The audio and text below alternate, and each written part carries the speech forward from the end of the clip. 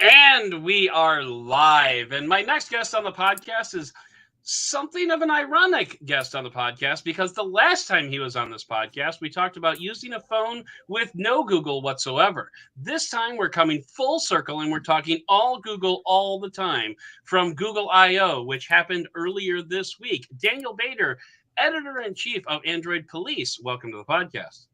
Thank you. That was quite an intro, especially since I don't remember what phone you were talking about. Something from Huawei. I don't remember. Was it a Huawei? Yeah, it might have been the P40 series or something. Probably something. It was a couple of years ago, and it's a shame that it's taken this long to get you back on here. I apologize for that, but yeah. So you were on because you were rocking a Huawei phone because you're Canadian and you can do that, and we were talking about like life without Google services at all, and TLDR, you said it kind of sucked, and then that's what we kind of landed on there. But yeah, that was back in like July. Still true. Still true, to be honest. Undoubtedly. But now, and I have to admit, like, that's always been in the back of my mind. That's why I wanted to bring you back specifically for Google I/O. I appreciated the irony there, and I'm sure I have at least one listener also that appreciates that. So, but you're also awesome to have on as a podcast guest in general. So this was just an amazing excuse to get you back. So, Google I/O was, like, from a high-level view, I don't know, maybe it's just me, but it seems like Google announced more this year than they typically do at Google I/O. And that could be because, like, in the past, I've been more of, like, a hardware-focused kind of guy, so I might have just yada-yada'd over the software stuff, but I'm not sure what's up with that. What did you think? I don't think they announced more. I think they announced more realistic things. Okay, that could be. It was a lot less ambitious this year than in previous years. If you kind of take a step back and you look at previous years, there were things that Google announced, like Duplex or these like large language models that were predicted to completely change the way that we work with our smart devices. And there were so many moonshots that didn't end up landing that I think Google had to sort of pare it back a little bit this year and come around to the idea that there are so many disparate parts of the company. They're trying to create a cohesive narrative to bring everything together, and they're doing it under the guise of ambient computing and helpfulness, and this idea that by giving you bits of intelligence on any screen that you're looking at, powered by Google, it's just going to make your life better. Instead of being like, hey, we're literally changing the way that you use your phone, or you're going to call a restaurant and have a robot make a reservation for you. There was none of that this year. And I actually liked it because it made things a little bit more, honestly, easier to cover, but just more entertaining, because there was like really juicy stuff that you could look at, like the multi-search announcements that I'm sure we'll talk about. Like, these are legitimately interesting, realistic, but small bits of software that you can actually think about tangibly integrating into your life. And I liked that part. Totally. And yeah, I agree with the for some of the multi-search stuff, I kind of thought you could already do that, actually. We'll get into announced previously. Yeah, they just sort of, it was announced a couple of months ago, and then they added to it really, really quickly, which is kind of interesting. Yeah. So, all right. So let me, I'm going to go ahead and give you dealer's choice. Do you want to talk about hardware first? Do you want to talk about software, or do you want to talk about Google stuff? We have like three choices. Yeah, I mean, there's three buckets, and that's really what the keynote was about. And like, so little of it was about the developer stuff that Google I/O used to be. And there's still more of that stuff. So there's like a fourth bucket that we could potentially talk about. Let's just talk Google. I mean, let's just talk like the services and stuff that they announced. And like, I found some of these to be really, really interesting, actually. Yeah. So you know what? I mean, let's just go ahead and dive right into multi-search near me. So Google rolled out this multi-search option, and there were two different things that you could do with it. The first one was called multi-search, and what they did was they added a near me variable to a search. So you could take a picture of, like, I don't know, I think one of the examples they said was you could take a picture of a dish and Mhm. say, Google, what is this? And Google will identify. I have to be real careful with what I'm saying because I've got a Google Home right in front of me. You could say, G, what is this? And G will say, well, this is kimchi. Oh, that's great. Where can I get kimchi near me? And you can Right. actually do this like all in one step. So Yeah. you can, it'll show you like restaurants where you can eat that kimchi. Although presumably, if you're taking a picture of kimchi, wouldn't you just order it from where you're taking the picture from? I don't know. I'm just just, Well, I just think curious. this is Yeah. also an extension of Lens. So if you have a photo in your library or you're finding something on Google and you download the photo, I think Yeah. it's just like Google expects you to accrue a whole bunch of crap on your phone, and then they want to make that crap useful. So Can like confirm. I have a bunch of photos of random stuff that I'm like, how did that even get there? But maybe if you add a lens button to it and the lens ends up making it possible for Google to earn some money from the transaction, Hmm. they're going to, it's a win-win situation for everybody. And ultimately, what is Google search now but a way to either show you ads or get you to spend money on sites that where Google makes a cut? So if Right. you think about multi-search local in that context, this is a pretty smart move. Oh yeah. Totally. Totally. And I mean, just imagine, you take a picture of, like, oh, I don't know, an Optimus Prime transformer that Lego's coming out with in June that I definitely didn't refer to in the news segment, and you want to find out where you can buy that. And, maybe Google. I don't know. Does Google do affiliate links? I don't know. But like Well, I don't Google think could they say, do affiliate yeah, links, but they certainly but have partnerships that where they, right, they get right. a cut.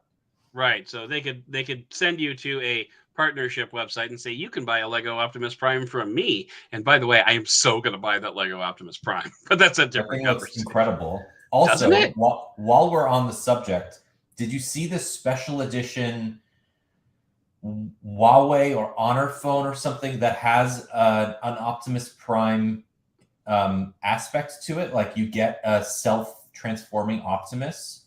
What? No, what? I swear to God, What? this is a thing. Unless it's fake. But I saw this morning. Um, I'm gonna have to find it, and then at the end of the show, we can refer back to it. But it was I looked Damn at this right. and I was like, this exists. Like anyway, I I promise mean, I will find it. it's honestly just kind of a shame that it'd be coming from Huawei because that's not happy. That's not coming here. No, it's definitely Definitely. a China. It's a China only thing. I want to see if I Yeah. anyway. Yeah, but anyway, so like the other thing that they talked about was this scene exploration, which I thought was actually both potentially cool and, all of the two things that they showed off, the least likely to actually be utilized. And that was to, like, hold up your phone to, what they did was like a search of like a wall of chocolate that you see at like a Walgreens I don't know what you have. What kind of drugstores do you have up there in Canada? I mean, it's basically that we Okay, have so CVS, Walgreens. CVS. Okay. So yeah, so you hold up your phone and you say which one of these chocolate bars doesn't have nuts, and it'll like do like an AR thing where it like superimposes on the thing. For those listening, I'm making hand gestures oddly. It'll superimpose the thing and say this one has nuts, this one has nuts, this one doesn't have nuts, but this one was made in a nut factory. Blah blah blah blah blah. And then you can determine which chocolate bar does in fact have nuts. But the cool thing is that you can actually pan your camera like across a scene. It's not just taking a single picture. It's actually more like a video, or like just more of like a scan type thing. Which I'm kind of wondering like how they're going to make the UI of that work, but it could be potentially pretty cool. This is not going to work well. I'm Right. very skeptical of this idea that so basically this idea is that Google search is so powerful and Lens is so fast that it can create context for what you're looking at in near real time, based on Google's knowledge graph and its database of products and basically its infinite knowledge of the universe. You left out the 5Gs. Right, and 8K and AI. So like, I just think the whole thing is kind of crazy. But if you do take multi-search to its next logical incarnation, yeah, it definitely looks a bit like this, where you're holding your phone up to whatever, and it's just giving you information about what that viewfinder is looking at. Yeah. Really hard to pull off accurately, though. Just like not easy to filter information for that. So, well, yeah. If any company can do it, it's Google. But I think this is going to be one of those duplex things where they announce it and then don't actually roll it out in nearly as complicated a fashion as they claimed during I/O. Right. Right. So yeah, and that I think is definitely a likely scenario, especially with the example that Google used. Because I mean, you think about a wall of chocolate bars. It's basically like a big brown wall. How is Google going to pick out like labels and stuff? Yeah, I just yeah. But you're right. And even if they could, again, there's the usability issue. Google's also rolling out virtual cards for payment transactions, which I kind of thought they already had, but I guess I was thinking of tokenization, not an actual virtual card. And this is, I guess, kind of another layer to that, basically. This is exactly that. So I talked to Google about this, and it is virtualization. It's just a different form of it compared to something like you have on Google Pay, where your credit card is being tokenized so that you can use the NFC chip in your phone to make in-store payments. This is a tokenized credit card that's connected to your Android phone or your Chrome browser, and you can use that for web transactions. So it's sort of like getting a VPN email address, where it's just a forwarding email address, so it doesn't expose you to any liability. It makes it really, really tough to get phished. It's a kind of a one-time credit card that you can just use and throw away. It's only working with Citibank right now, so like it's very, very limited. But this is just it's a further layer of abstraction from your actual credit card number on the internet. Plus, because you've already done the authentication while you're creating this virtual card, you don't need to enter your CVV for any of those transactions. And that's what Google really emphasized here, is that, yes, it's about security, but it's way more about convenience, because people just freaking hate entering their CVVs because they never have that in front of them and never remember the number. I memorized mine, but okay. But yeah. I have four credit cards, and I only remember one of them, so I don't know. Well, all right, Mr. Fancy Pants Editor-in-Chief. I've got so much money, I don't know how to spend it all at one time. What's credit cards don't give you money, or they're not actual money, they're credits. So that's not the information that I have. Opposite problem. But anyway, also along with that, they briefed me, and it was funny because like they briefed me on just this one small section of what Google I/O is going to be, and part of my briefing was not only the virtual cards but also this My Ad Center that is going to be rolling out, that allows you to better configure what kind of ads are served to you. And from what I understand, it's kind of like this interface where it says, okay, here's the ads that we just showed you, and then you can go in and be like, yes, but I don't care about Dunkin' Donuts, or but I really like Timmy Hose. And so like you can kind of like plus that up and minus down the other one, and then Google will get a better idea of what ads to serve you, so that way you can get like things that are more interesting to you and therefore more likely to buy. Yeah. Which is, I mean, that's a step forward. Like, I don't know about you, I do not mind personalized ads. Like, they do border on creepy sometimes. Like, what was it my wife was doing the other day? We had just gotten something from Swagtron to review on the podcast, coming soon, spoiler alert. And like, my wife never did anything related to Swagtron on her phone, yet somehow she ended up with a Swagtron ad being served to her. So like, that was like super creepy. But I'm wondering if maybe she like just searched for like an instruction manual or something like while my daughter was setting it up or something. I don't know. That was a little weird, but in general, like I like getting personalized ads because I don't want to see ads for baby diapers because that's not relevant to me, but I know that might be relevant to you, Daniel. It is much more so in the next couple of weeks. So yeah. Also, spoiler alert. Yeah, exactly. I'm still standing. So, I mean, this is interesting because Google already has a way to customize your ad preferences. It's called your ad settings. You go to adsettings.google.com with your, logged into your Google account. You can make these preferences today. It looks like Ad Center is just making this a bit more visual and a bit more, a bit easier to customize, because right now, when you go to adsettings.google.com, you're just given an endless list of topics that Google thinks you're okay or that you like, and then it'll tailor your ads to that. And if I'm looking at vehicle shopping, because I have looked at cars online, if I go into that right now and I turn that off, it will just assume that I'm not interested in looking at ads related to vehicle shopping anymore. Yeah. But I think my ad center is like much more explicit about this, and you can turn it up and down sort of with a kind of like a dial. Yeah. I want to see more of this or less of this. It's not a binary thing.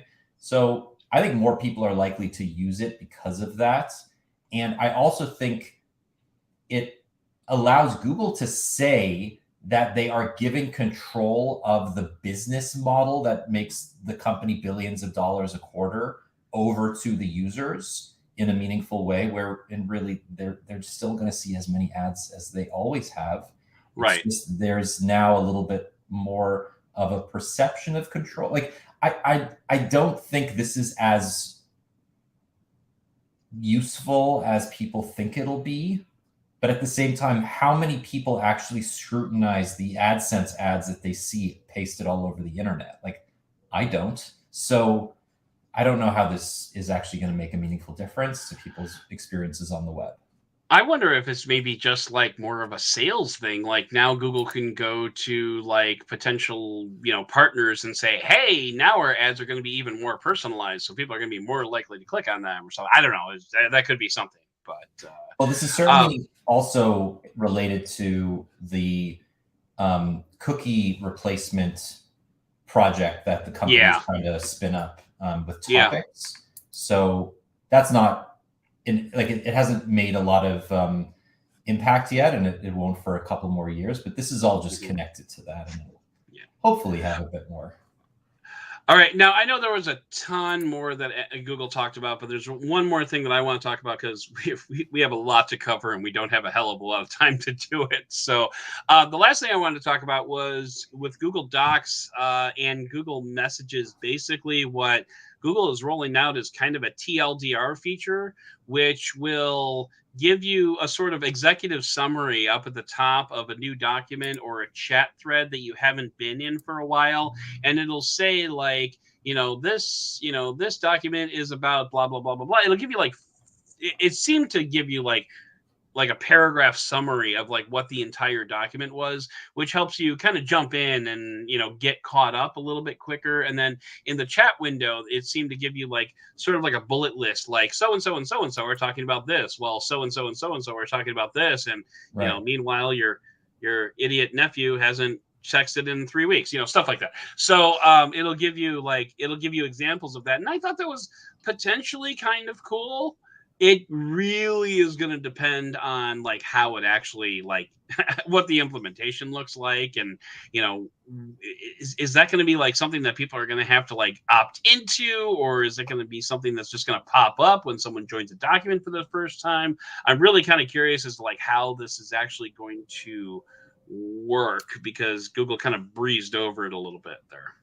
I don't know. I think this will be interesting for a certain subset of people that are not super users of Docs, right? And just may need a reminder to access something, or if you're working on a collaboration with a family member, the Apple trope is like use our services to plan a vacation, and you open Pages and you open Numbers, and like it all works together, right? Like I think some people use docs in that way where they create a document or a slideshow or an Excel spreadsheet or something.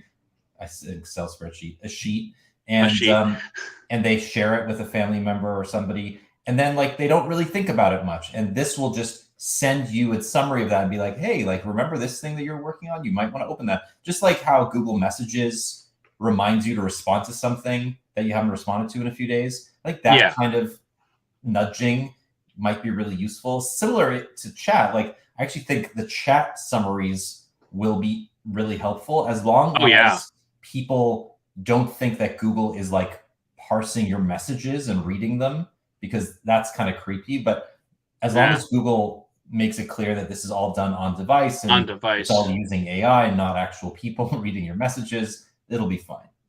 I think it also depends on like where it's implemented, because if that's going to be implemented into Google Messages, which is what I use for texting on every single phone that I use, then that's going to be a lot more useful than if it's like integrated into like one of Google's 7 other messaging services that they have going on right now. So if it's actually going to be in like, if it's going to be in the trenches with like the most popular messaging apps, then I could definitely, or like, why not all of them, I guess is my question. But it could, I don't know. That would be a lot more useful. Cause I mean, I know what it's like, you get like a group thread going and, you're at a movie or something like that, and you come out 2 hours later and there's like 87 messages that you have to like scroll through. If I can get like a real quick snapshot of what's going on in the conversation, that would be amazing, and I would love it forever, and it would just make me a Google acolyte even more than I already am. But we'll see. I don't know. Google often does this and then like half-heartedly rolls something out, and it's not actually as useful as it promises to be, but it still ends up being pretty useful. Right. But again, like Google Messages is still kind of a mess, and like Google Chat is even messier than that. So I don't know if this, like they should release an API and give WhatsApp and Telegram and Signal access to it. And then that might be interesting. That would be amazing. Nobody would use it because they use those apps for private communications. So true. And actually, I wonder how that would work with like end-to-end encryption. If it's like, if it's on device, then but anyway, that's fine. Let's go ahead and move into hardware. I mean, like, again, there was a lot of other stuff that they talked about, but let's go ahead and move into hardware, which was, I think, both exciting and a little disappointing at the same time. I know you're jazzed about the Pixelbuds, so why don't we start our conversation with that? Gladly. Yeah, I thought you might like it. So Google's rolling out Pixelbuds Pro, featuring premium sound and active noise cancellation, which is a first for the Pixelbuds, which I was actually really surprised to find out. I've never actually used Pixelbuds before, so I'm hoping to maybe get that opportunity when these roll out. But they're going to have active noise cancellation, transparency mode, all that cool stuff that honestly I kind of take for granted at this point. So, but what in particular are you looking forward to in the Pixelbuds Pro, aside from a Pixelbuds with active noise cancellation? Or maybe that's the story. I don't know. That's not really the story. I mean, it is in a sense, but it kind of, for me, goes back to the original Pixelbuds or the second gen Pixelbuds, which I loved and abhorred at the same time, because they had so much potential. They were extremely comfortable. They sounded great. They worked incredibly well and seamlessly with Pixel phones and any Android phone that supported fast pair. And yet they had this endemic and extremely frustrating connectivity problem where they would fall out of sync every few seconds and eventually lose connection to the device. Google promised to address this in subsequent updates, made some improvements, but it turned out that it was a hardware problem that could not be fixed. They never recalled the device or ever made any meaningful apology for it. They just allowed users to go on using this flawed product. And then last summer, they released the Pixelbuds A series, which completely fixed the problem with the original Buds connectivity problems, but also shaved off the wireless charging, did away with a bunch of the sensors on the device, on the earbuds, and really just made it a much more entry-level product. But at $99, it maintained the comfort and the great sound and just everything that I loved about the originals, and it didn't have any of those connectivity problems. Now, one can assume Google learns its lesson, is going to release these at $200, so it's under the cost of a lot of its competitors, like the Sennheiser True Wireless, Momentum True Wireless 3, and a bunch of the WF-1000 XM4s.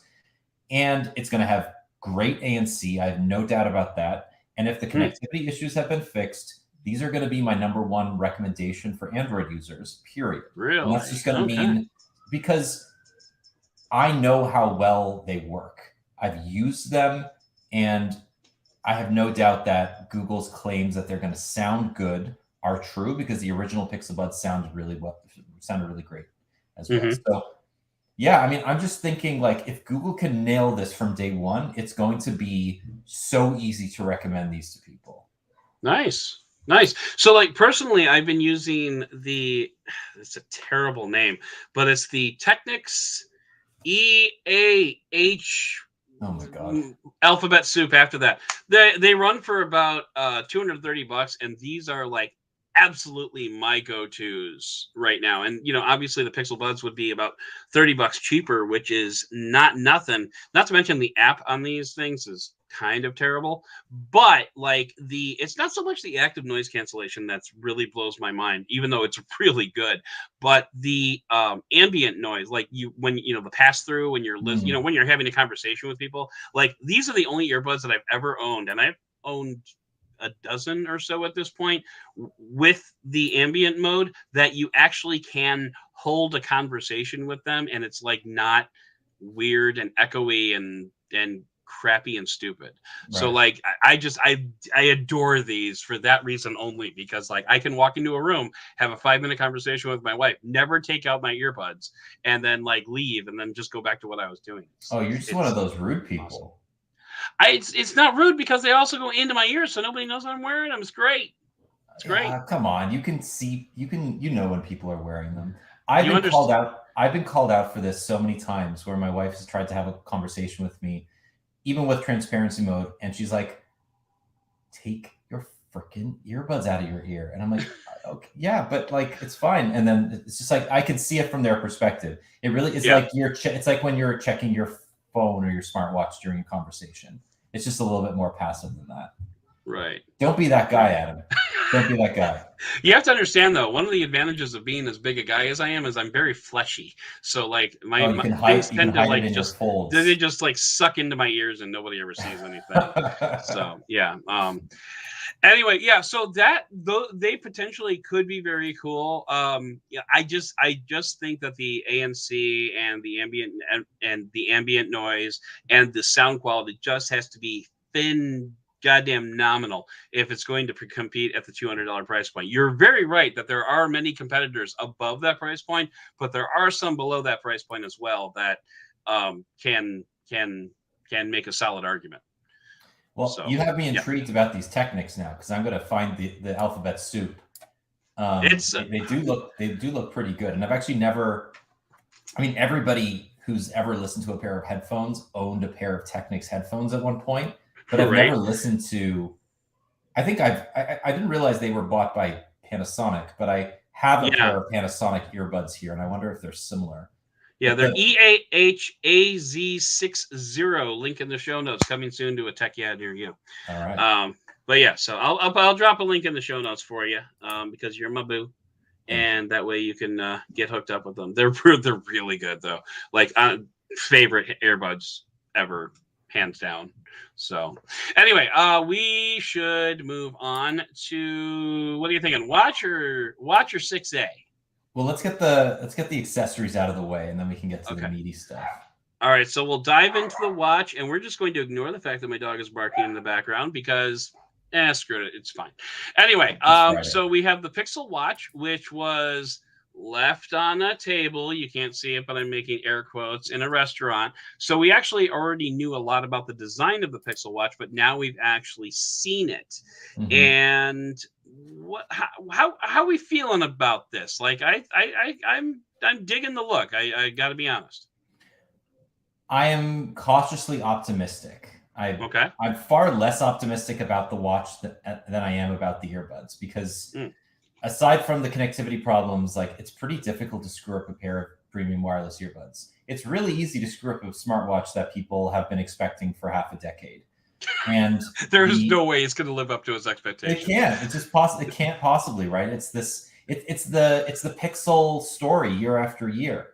It's just now imbued in this this like fairy tale style narrative of like the prince coming and like saving the damsel in distress or whatever, and like the damsel happens to be every Android user on planet Earth that's just waiting for an Apple Watch.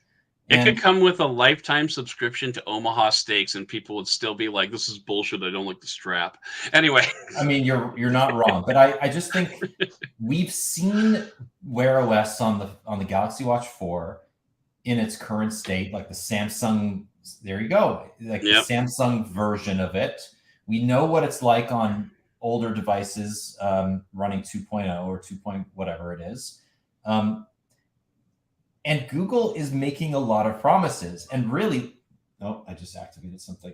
It's basically saying that it's going to be the best Fitbit and the best and the best smartwatch you could buy for Android devices, and that's great. That's fine. Yeah. And I really like. You need to get the fitness stuff right, because people wear an Apple Watch predominantly for the fitness stuff and the notifications. Everything else is gravy. Yeah, right? I don't know. The apps are pretty good, but fair enough. I'll give you that point. Nobody enters apps on their Apple Watch, right? You don't go into the carousel and open apps on your Apple Watch. I do. I do. What apps are you opening? I can arm my house from my watch.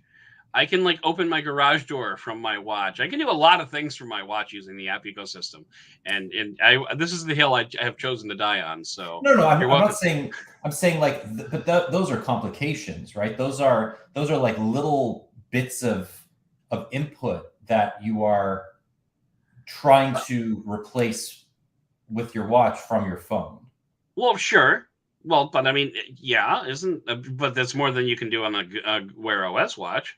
Yeah, and what I'm saying is that Apple took 5 or 6 years to really understand that apps on a watch are not meant to replace those of your phone. They are meant to augment it by giving you quick access to triggers that are annoying to take out your phone to pull off. Hundo. I think this week, we haven't talked about developer stuff, but Google also unveiled a lot of improvements to the libraries and to the ways that developers are going to be able to build Wear OS apps. And I think that is just as important as the hardware and sort of overlying software updates that are coming in Wear OS. Oh, yeah. Yeah, definitely agree. Because, I mean, but honestly, that's like the key advantage to an Apple Watch with an iPhone as opposed to a Wear OS watch with Android is on a Wear OS watch, you can get your notifications, you can get your fitness stuff, but in my world, like that app ecosystem, that usefulness of, accessing triggers, like you said, from the apps that are on your phone, being able to do that from your watch is huge, and Wear OS cannot do that right now. You're absolutely right, and it won't be able to. And I'm concerned that it still won't be able to after the Pixel Watch is released. But the fact that this has taken as long as it has, and the fact that it has come in such a staggered way that by the time the Pixel Watch is released and the software update, whatever it ends up looking like, lands on the Pixel Watch, it's going to be over a year since the release of the Galaxy Watch 4. And it's just going to be it's absurd that we have waited this long. So it is. It goes back to expectations, unrealistic expectations. It'll never live up to what we want it to be, because it's just going to be a decent smartwatch and not like the savior that we expect or need it to be to like revitalize wearables on Android. Right, right. I mean, I'm kind of hoping that maybe Google can do kind of like the Apple Watch, iPhone like integration. Like we built everything ourselves, so we can do really cool integrations that, other third-party developers can't do, or other third-party watchmakers can do. I don't know. I'm really hoping for something like that. I mean, like one of the other things that I really appreciate about the Apple Watch that you don't get on some Android Wear devices, others you do, is just the bulletproof notifications. Like when you get a notification, it comes through right away, and immediately there's no lag, there's no nothing. So I'm really hoping that there can be some really super tight integration there where like the notifications and connectivity are just absolutely bulletproof. It's funny. Notifications on iOS are considered so much worse than that of Android. And yet the flip side is true on the wearables platforms. And not to say that the notifications on Wear OS are bad. And you can do basically anything you want. You can quick reply using voice, using text, using quick, smart replies, whatever. But like, it's pretty sluggish. Even on the Galaxy Watch 4, it's pretty sluggish. So I don't know. I'm just hoping that there's this radical re-architecture of the whole experience that just makes it feel as smooth as it does on the Apple Watch. And I have my doubts. It would be amazing. All right. Okay. So now we have not one, but potentially, I don't know, I guess we can call it like 2.5 phones to talk about, because and actually I didn't even mention that we haven't even talked about the tablet. Anyway, so we don't know anything about the tablet. Yeah, maybe we should wait until season 6 of Benefit of a Doubt podcast when this tablet actually exists. But a phone that is coming and will exist in season 4 of the podcast anyway, is the Pixel 6a, which we heard about this week, but won't get to see until almost August. So, and I've seen a lot of editorials and a lot of takes around the interwebs complaining about the cameras on the Pixel 6a. Like it's a major step back from what you can get on the Pixel 6 and the Pixel 6 Pro.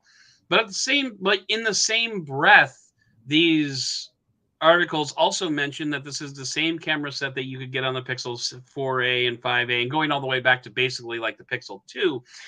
And that's not bad. One of the main attractions of the A series of Pixels was getting a great camera, or at least a really good camera, with Google's photo software implementation behind it on a more budget-friendly device. And so I'm just not sure why this is such a bad thing. Maybe you have more insight into this that I don't know about. It's not a bad thing. In fact, I would encourage anybody who does write or read and agree with those editorials to go back to October when the Pixel 6s were released and compare the photos taken from the 5s and the 4s to the 6s. And the differences are not that dramatic, really. The Pixel 2 through 5a used the same camera system and gave Google years of data to improve and optimize what is ultimately a very kind of turnkey, middle of the line IMX363 camera sensor. And they did incredible things with it.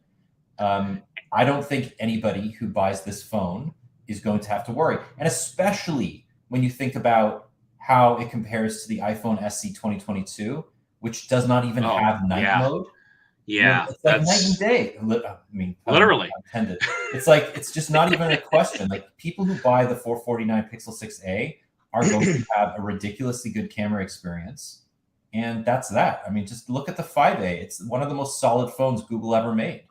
Yeah, Miriam Jouar last week on the podcast mentioned, when we were talking about the Nord, how this came up, I don't know, but she mentioned that if you take a picture with the Pixel 5a and a picture with the Pixel 6, the Pixel 5a actually will often have better results because of the years of optimization that has gone into like the software side of the camera, whereas the the sensors on the Pixel 6 are new for the Pixel this year, so they haven't had that enough of time to optimize the pipeline, basically.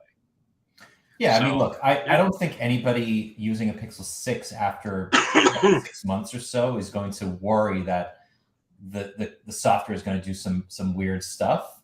But you do get some benefits using the 6A over the 5A, even if it has the same hardware. You get Magic Eraser, you get all of these tensor-based improvements, and the pipeline being owned exclusively by Google means that I'm guessing if you compare photos taken with the 5A and previous to the 6A, it's actually going to be markedly improved. Right. Absolutely. Absolutely. So, I mean, that is something. I mean, I'm personally looking forward to the 6A. I think the Pixel 6A might very well be my next full-time phone, just because of I love the 6.1-inch form factor. I always, that's like really my sweet spot. The S22 Ultra, as good as it is, man, that is a tank. Yeah. That is just a chunk of a phone. So, so we also got a tease from. The fuck? Sorry. We also got a tease about the Pixel 7, which is, for some reason, which is coming this fall. And, oh, you know what? One thing we didn't mention about the Pixelbuds Pro and the Pixel 6A is that they're both coming, pre-order start on July 21st, and will actually ship at the end of July on the 28th. So, I'm sorry. Circling back to Pixel 7, the Pixel 7 is coming this fall. And Google told us that it was coming this fall, and that was about it. That's that's really all we. I mean, we found out that there's going to be like an aluminum, like the camera visor, the Geordie LaForge camera visor is going to be aluminum or aluminium this time around, which is that's going to be a good look. It has the same. Actually, the Pixel 7 Pro has the same pill and cutout design that Apple looks to have on the next iPhone, but on the front, and this one's on the back. So, that led to my tweet, who wore it better? Thank you very much. I'm here all week. So, but that's really all we learned about it, was that it's going to be a thing. It's going to have an aluminum finish on the camera bar, and that's about it. So why did Google tell us? Oh, and Tensor Generation 2, obviously. So like, why did Google tell us about this? I'm just kind of, it seems like, so, I mean, did they have to mention it because that's when the Pixel Watch is coming too? I don't think they had to do anything. I think this is a strategic move to reinforce the fact that the Pixel line is, quote, more cohesive than ever. And that along with the Pixel Watch and the Pixel, Buds and the Pixel tablet and whatever else the company releases under the Pixel name, there is still and will always be a couple of flagship smartphones to buttress it and to be the center of that Pixel life. I think it was important to release a bit of information while saying in the same breath that the Pixel 6 series outsold the Pixel 4 and 5 combined, which is important because this year was kind of, the perception was it was a make or break year for the Pixel phones.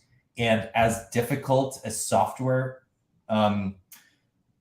experience as it's been for a lot of users, I do think that they nailed the fundamentals here. And now, if you're a Pixel 6 owner, I have heard so many people say that this is their favorite phone they've ever had, regardless of whether it's the 6 or the 6 Pro. And arguable. Google just wanted to increase that momentum and maintain it. I don't know. I think this is also something Google has tended to do over the last couple of years, is just tease their phones a little bit, right? We saw the Pixel 6 last summer. We didn't know much about it, but we knew that it was coming. Google just likes to upend expectations and kind of get ahead of the leakers. So why not, right? Own the narrative. It's doing a pretty good job doing it. Yeah, and here's hoping that we don't learn about the Pixel 7 in a series of 12 tweets that takes half an hour to roll out this time, because that was God, man, that was really annoying. That was really annoying. I'm not gonna lie. Anyway, all right. So we've got like 2 minutes to talk about Android 13, which should about do it, honestly. They didn't really say all that much about Android 13, honestly, because like, the betas are out there, and the beta. I lost track because I never install a beta, but beta 2 is out now, or beta 1? I missed that. It was a developer preview before, and now it's the beta, right? No, so the first beta was released in late April. Okay, okay. And then the second beta was released on Wednesday at I/O. Okay. Pretty soon Gotcha. after the first. We know that the first beta was actually a fairly old build. So Google had sort of been holding onto it for a while. And Okay. even though it was released in late April, it was dated for like the end of March. So the second beta is a lot more polished. It's just much smoother. It feels more like a near final release, even though there are going to be like 5 or 6 betas. And overall, I just think Google is much clearer about what it wants out of Android 13. It took a while to get here. The first couple developer previews were rough. But I've liked what I see so far about the Pixel. Good. Still not installing it, but okay. I would. I mean, if you have a spare phone or you just want to throw it on a Pixel, I think you'd be okay doing it.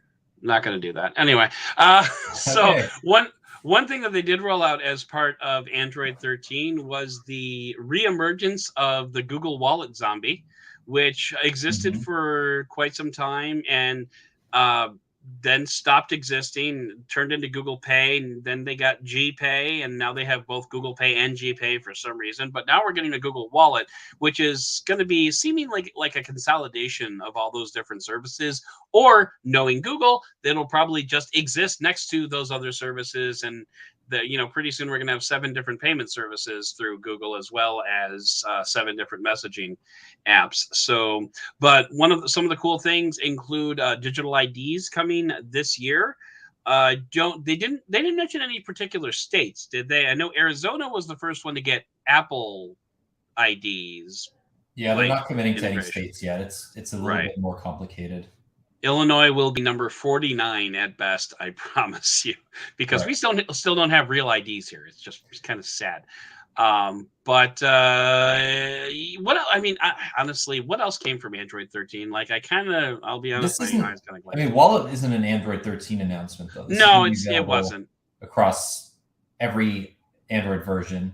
I mean, just to finish up Android 13, right? Like, it's not going to be as big an overhaul as Android 12, but it is a very important update for a lot of privacy and security reasons. And because it bakes all of the optimizations for large screen devices and foldables, once devices like the Galaxy Fold 3 get Android 13, I think that's when we're going to start seeing the big differentiation over Android 12. But no phones have it yet. I haven't installed it on my Find N, the Oppo Find N, but apparently you can do that, and it will showcase some of those Android 13 specific optimizations. Yeah, I saw that yesterday.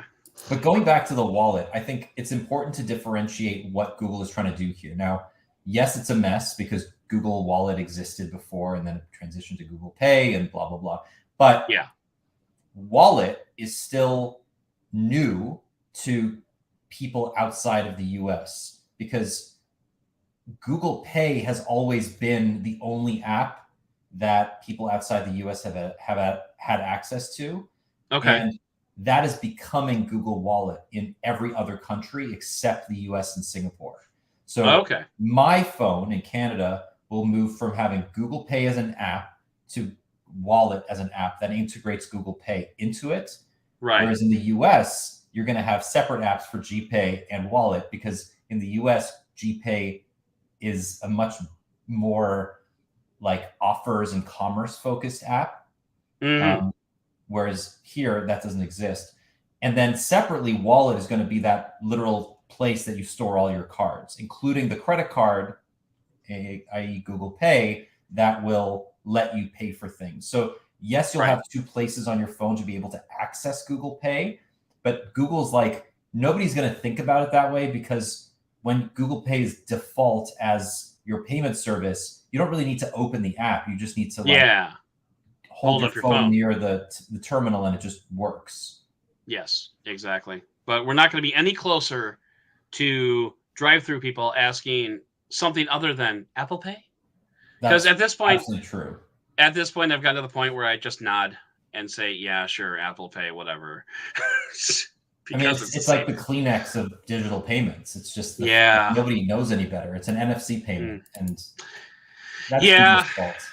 Yeah, it doesn't sound as sexy. All right, Mr. Daniel, we have reached the end of our hour. So there's honestly more to talk about. I mean, we could talk about this for another. We could talk about this for another 3 hours, even though it was only a 2-hour presentation. So, but still, it is time to roll out the red carpet for you, my friend. So everybody listening and here and at home and on the YouTubes and everything can know all about Daniel and find you on the internet wherever you may exist. So now is the time to pimp your stuff. Wow, that's a lot of pressure. Well, when I wrote a script for mine on All About Android. I'm just saying. When I'm wearing clothes, you can find me at androidpolice.com. I'm at JourneyDan on Twitter. And that's about it. I don't really tweet as much as I used to because it's bad for my mental health. But I enjoy this failing platform. And I generally spend a lot more time reading it than I do writing on it. But yeah, I run Android Police. I run a couple other tech sites on the Valnet network. And I'll be making some announcements in a little bit to that extent or to that end. But I'm not going to say anything now. So you're hearing it first. Well, my interest is piqued. Yeah, no. It's fun. But yeah, I'm also having a baby in a few days, so that's going to be a big focus for the next little bit. Yay, baby Bader! Welcome back to the Bottle Washing Club. I am never going to that club again. Anyway, congratulations. That is very awesome. And I want to thank you for taking the time out to come online and talk to us about all things Google I/O. But this is going to be the end of the show because that is going to do it for this episode of the podcast. Please consider subscribing to this podcast if you enjoyed it. And if you really enjoyed it, I would love it if you would write a review for the show. And if you want some early access, jump onto Patreon at patreon.com/benefitofthedowd. You can write to the show by visiting benefitofthedowd.com/contact. I would like to thank co-producer Cliff for all of his hard work behind the scenes. But most of all, and as always, I would like to thank you for listening and for giving us the benefit of the Dowd.